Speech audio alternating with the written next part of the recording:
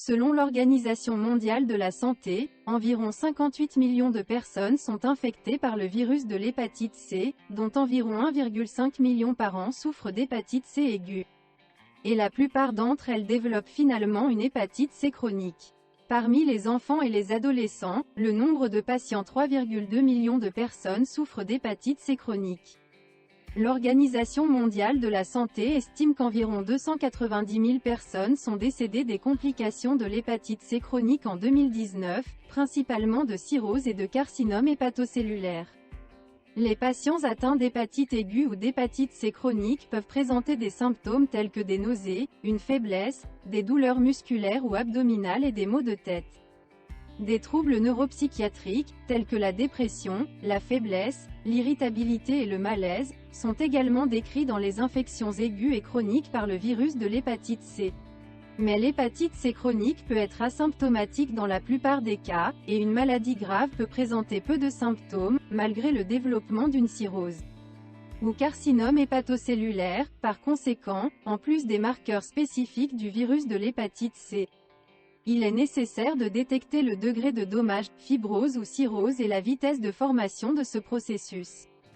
L'hépatite virale C chronique se caractérise généralement par une évolution très lente de la maladie.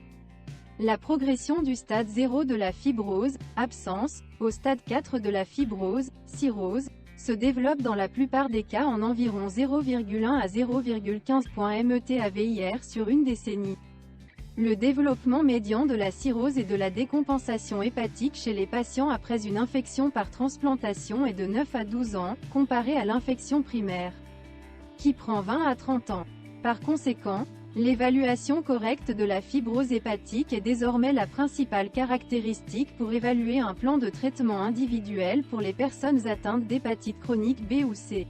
Cependant, il existe un manque de précision, de disponibilité et de facilité dans l'application pratique de la méthode d'évaluation de la fibrose. Il existe encore de grandes limites dans l'application pratique chez les adultes et les enfants. La biopsie hépatique est la référence pour évaluer les stades de fibrose chez ces patients. Cependant, la biopsie est une méthode invasive et il peut y avoir des erreurs dans la réalisation de la biopsie hépatique, ainsi qu'une variabilité différente dans l'évaluation de l'échantillon hépatique. Afin d'évaluer la fibrose, une méthode matérielle non invasive d'élastographie transitoire est utilisée, qui a montré de meilleurs résultats dans le diagnostic des stades avancés de la fibrose et de la cirrhose par rapport au test biochimique calculé FIB4. L'inconvénient de l'appareil FibroScan, par rapport à l'utilisation de marqueurs sérologiques est qu'il est plus cher, moins sensible dans le diagnostic de la fibrose hépatique faible et modérée. Il n'est donc pas utilisé dans toutes les cliniques, même spécialisées. Et le dernier inconvénient, l'élastométrie matérielle utilisant une onde de cisaillement du foie, la fonction d'évaluation de la fibrose hépatique, intégrée au capteur à ultrasons, ne peut pas évaluer les processus dystrophiques et inflammatoires dans le foie, ce qui est important pour un médecin. Car il est nécessaire d'évaluer non seulement le résultat des processus inflammatoires dans le foie, la fibrose, et la rapidité avec laquelle elle se forme, le degré de phénomène dystrophique et inflammatoire dans le foie. Les résultats des recherches menées ont montré que les indicateurs biochimiques et de laboratoire accessibles au public sont étroitement corrélés aux caractéristiques morphologiques du foie des patients atteints d'hépatite C chronique et que les valeurs de ces indicateurs ne sont pas toujours en dehors de la plage normale.